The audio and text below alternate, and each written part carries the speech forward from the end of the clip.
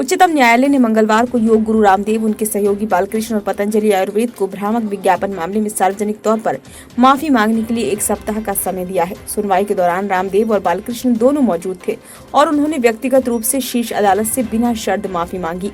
न्यायमूर्ति हिमा कोहली और न्यायमूर्ति एहसानुद्दीन अमानुल्लाह की पीठ ने उनकी माफी का संज्ञान लिया, लेकिन ये स्पष्ट किया कि इस स्तर पर हमने रियायत देने का फैसला नहीं किया है।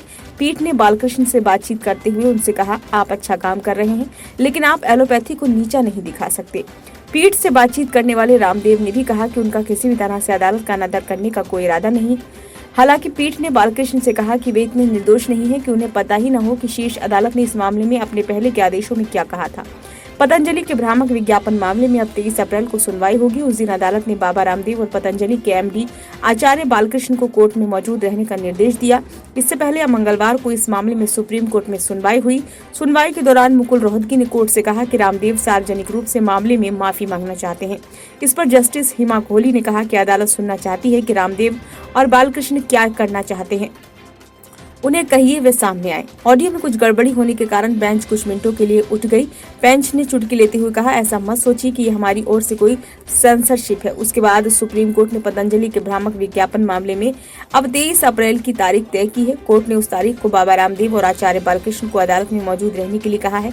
बाबा रामदेव और आचार्य बालकृष्ण ने अपने उत्पादों की औषधियां प्रभावकारिता के बारे में लंबे चौड़े दावे करने वाली कंपनी की ओर से जारी विज्ञापनों पर शीर्ष अदालत से बिना शर्त माफी मांग ली है, पर अदालत ने उन्हें अब तक कोई राहत नहीं दी है। न्यायालय में दायर 2 अलग-अलग हलफनामों में रामदेव और बालकृष्ण ने शीर्ष अदालत के पिछले साल 21 नवंबर के आदेश में दर्ज बयान का उल्लंघन करने के लिए बिना शर्त माफी मांगी है।